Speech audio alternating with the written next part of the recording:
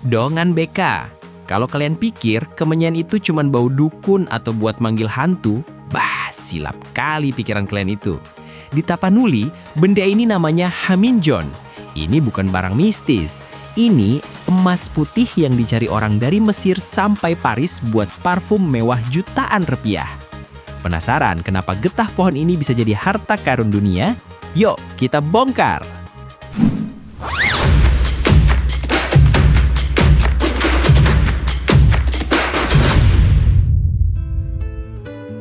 Darah dan keringat di batang pohon. Kalian tahu nggak gimana susahnya dapetin haminjon ini? Ini bukan kayak metik mangga di depan rumah, kawan. Petani-petani kita di Taput, Humbas, sampai ke Pakpak Barat itu harus masuk ke hutan-hutan lebat yang mungkin GPS pun bingung nyarinya. Mereka naik gunung, turun lembah, cuma buat nyari pohon styrex. Pohon haminjon ini manja, kawan. Dia nggak mau tumbuh di sembarang tempat. Dia cuma mau hidup di dataran tinggi yang udaranya sejuk-sejuk sedap, sekitar 800 sampai 1.500 meter di atas permukaan laut. Makanya, udara di hutan haminjon itu aromanya beda, segar dan bikin tenang. Cara panennya pun butuh skill dewa, namanya manguras atau manuktuk. Petani kita harus manjat pohon yang tingginya bisa belasan meter cuma pakai tangga bambu tradisional yang disebut sige. Batang pohonnya dilukai pakai alat khusus namanya guris. Di sini kesabaran kita diuji, kawan. Getahnya nggak langsung keluar deras. Dia menetes pelan-pelan, membeku, terus berubah jadi kristal putih. Nunggunya itu nggak sebentar, bisa 3-6 bulan baru bisa dipanen. Selama itu, petani harus jaga hutannya dari hama. Jadi, pas kalian hirup wanginya, itu bukan cuma bau getah, itu bau doa dan perjuangan bapak-bapak kita yang bertaruh nyawa di atas pohon sana. Filosofi budaya dan roh hutan. Bagi orang Batak, haminjon itu bukan cuma soal duit atau ekonomi, tapi soal hubungan kita sama pencipta dan alam. Ada filosofi yang kuat di sana.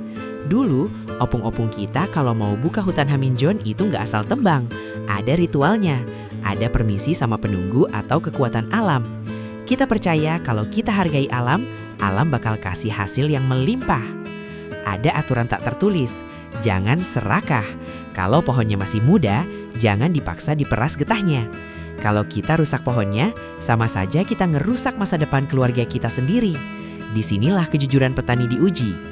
Ada yang bilang, kalau hati petaninya bersih, getah haminjon yang dihasilkan pun bakal putih bersih, kualitas super. Ini yang bikin haminjon kita istimewa. Dia punya nyawa dan identitas yang melekat erat sama kebudayaan kita di tanah Tapanuli. Dia saksi bisu gimana orang Batak hidup harmoni sama hutan selama berabad-abad. Dari Barus menembus Paris. Jangan kalian pikir haminjon ini cuma laku di pasar Tarutung atau Sidikalang aja. Sejarahnya ngeri, kawan. Sejak abad ke-6, pedagang dari Arab, Tiongkok sampai Yunani sudah bolak-balik ke pelabuhan Barus cuma buat nyari benda ini. Bahkan ada catatan sejarah yang bilang kalau kemenyan dari Barus itu dipakai untuk upacara-upacara besar di Yerusalem dan Roma zaman dulu. Di dunia industri modern, haminjon ini jagoannya. Dia punya kandungan asam benzoat yang kuat banget buat bahan antiseptik. Belum lagi di industri parfum kelas dunia. Kalau kalian beli parfum harga jutaan merek Chanel atau Tom Ford yang aromanya Oriental Woody, itu fix ada campuran haminjonnya sebagai fiksatif, biar wanginya awet seharian. Bayangin, orang-orang elit di Paris itu sebenarnya lagi make hasil bumi dari tanah opung kita. Masa kita yang punya barang malah nggak bangga? Malulah kita, kawan.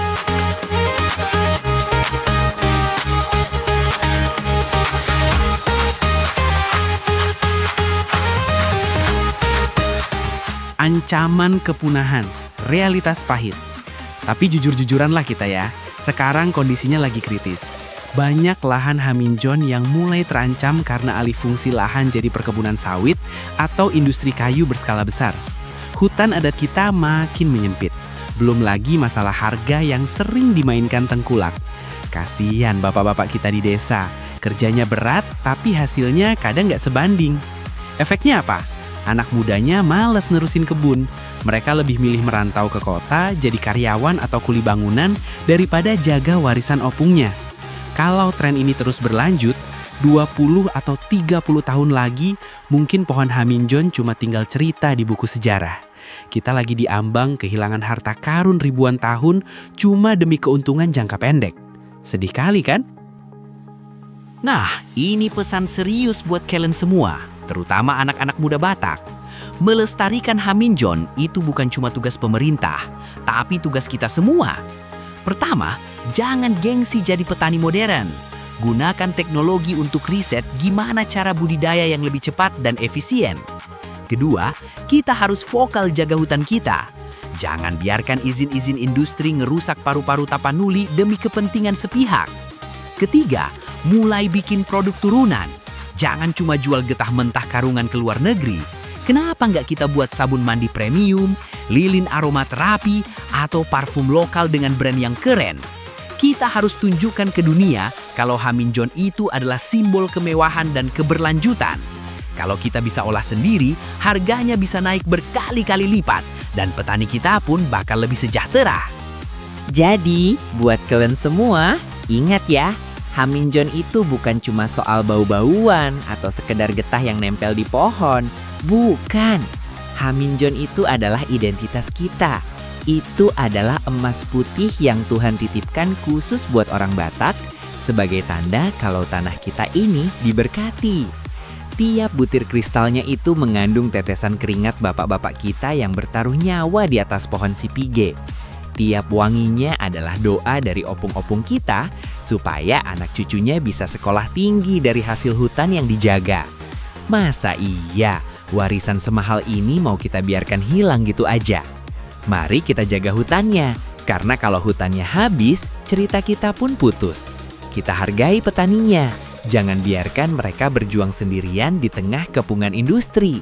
Dan yang paling penting, kita banggakan produknya. Jangan malu pakai produk lokal, karena orang luar sana aja bangganya minta ampun pakai getah dari tanah kita. Jangan sampai nanti pas negara lain sudah patenkan olahan Haminjon jadi barang mewah berlabel Made in Europe atau Made in USA, baru kita sibuk teriak-teriak di medsos bilang itu punya kita. Telat itu namanya. Malu kita sama sejarah. Kita yang punya harta, masa orang lain yang kaya? Ini saatnya kita bangun. Tunjukkan kalau anak muda Batak gak cuma jago nongkrong, tapi juga jago menjaga martabat bangsanya lewat karya. Aku bangga jadi anak Batak. Bangga jadi bagian dari kekayaan Tapanuli yang abadi. Jaga hutan kita, jaga harga diri kita, karena disitulah letak kehormatan kita yang sesungguhnya. Sampai jumpa di cerita berikutnya. Tetap bangga, tetap berakar.